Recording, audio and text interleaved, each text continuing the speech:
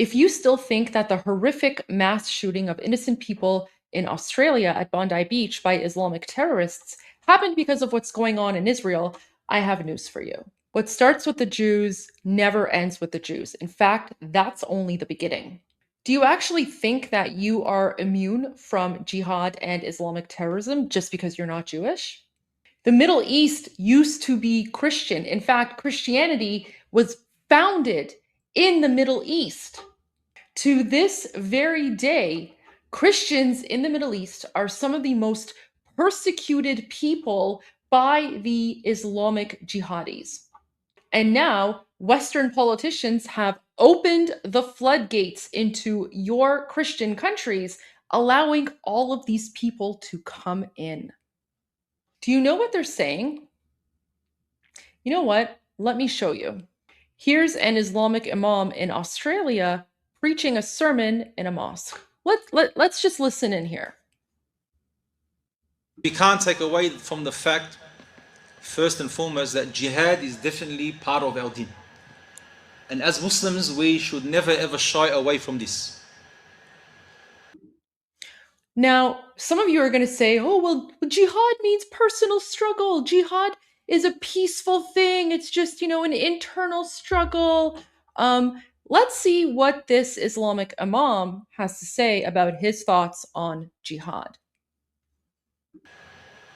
And yes, there may be types of jihad, but of the peak of this jihad is that which the Messenger Muhammad ﷺ spoke about, and I'll read the hadith soon. And that is fighting in the path of Allah Azza wa Jal. Did you catch that? This Islamic imam in Australia is saying that Muhammad, their prophet, wants Muslims to focus on the fighting version of jihad, the version where they yell Allahu Akbar while they blow themselves up or chop people's heads off. I'm not saying it. I'm not saying it. He's the one that's saying it. A physical fight, not the fighting of the nafs. Although your nafs is needed in order for your physical to go out in the path of Allah. So we're not talking about the struggle of the nafs, we're talking about the physical jihad, the physical struggling against the enemies of Allah subhanahu wa ta'ala in order to make the word of Allah Azza wa Jal the highest. Okay, so how much clearer does it need to get? This is the most insane, this is what's insane about this entire situation. These people are literally preaching about how they need to murder infidels, non-Muslims, in their mosques.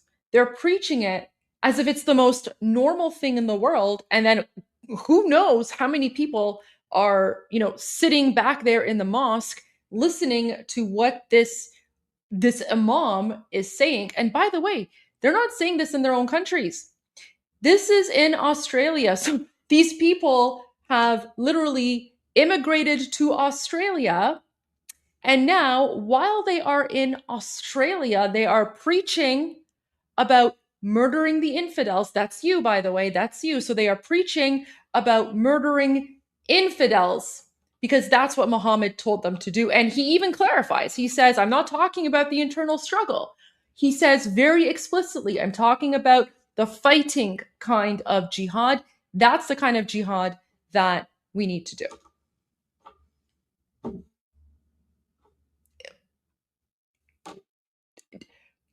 Does it get any more clearer than that?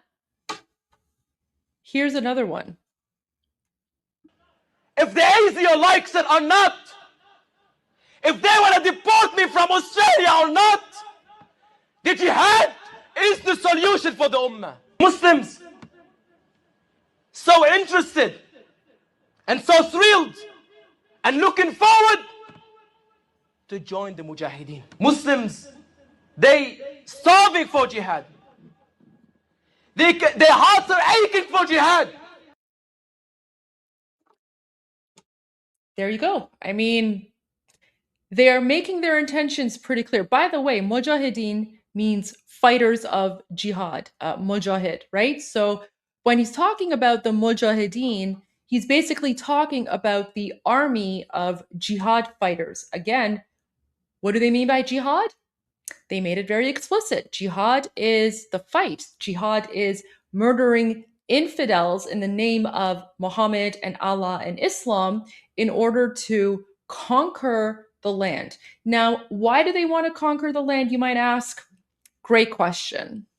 Here's another Australian imam, and let's just hear what he has to say before we pass any judgment, okay? Every single Muslim must believe in the implementation of the Sharia. As we believe, Muslims, is the Sharia is the solution to the problems of mankind. But you don't say, I want to implement it now when you're not even strong. You want to implement it now when you don't even have power. You want to implement it now when you don't even have support. You want to implement it in a Western country. If we want to see the Sharia being implemented, and we want to see the Khilafah of the Islam being existing, then we need to strive Khilafah of Islam is referring to the Islamic Caliphate, by the way. for it. When Muslims are in state of strength, then they could start dealing with power. Allah tells you your first jihad is to bring people to the deen of Allah. Then your second jihad is to fight. Me supporting a kafir against another Muslim, it's haram. Okay, so he just said it. Kafir is infidel, right? So he's basically saying, I will never support an infidel against another Muslim. He's saying that he wants Sharia law. He wants to basically destabilize Australian government and take over and implement Sharia law and bring Australia under the global Islamic Caliphate. So going back to my main point, at any point in time in those speeches, did you hear anything about Jews? Did you hear anything about Israel? Did you hear anything about how their hatred is targeted towards this so-called fake oppression in Gaza? No. All they spoke about was infidels, and all they spoke about was jihad against the infidels. That's you. So you need to wake up and you need to make a choice, because your government officials have literally imported people into your countries who hate you, who want to murder you, who want to destroy your way of life. And if you try to call it out or if you try to expose it, you're the one that's accused of hate. You're the one that's accused of Islamophobia. It's time to wake up, because if you don't, God forbid, you'll be next. So again, I'm going to ask you, do you want to be politically correct and dead? Or are you going to call out the problem for what it is and recognize that we have an Islamic jihad problem in Western countries? Not just in Western countries, by the way, around the world. Around the world, we have an Islamic jihad problem, because it's not just happening in Western countries. It's also happening in Africa. It's happening in Asia. It's happening all over the world. And if you think these jihadis will be satisfied at some point, you're wrong. They will not be satisfied until they take over the entire globe. This jihad didn't start today or last week or 100 years ago. Their jihad started 1400 years ago when Muhammad, the warlord, invented their religion. It's time to wake up and recognize that not all cultures and not all ideologies are compatible with Western civilization. You can either accept that fact and remain alive, or you can try to be politically correct and wind up dead. I know what choice I'm making. How about you? What choice are you making?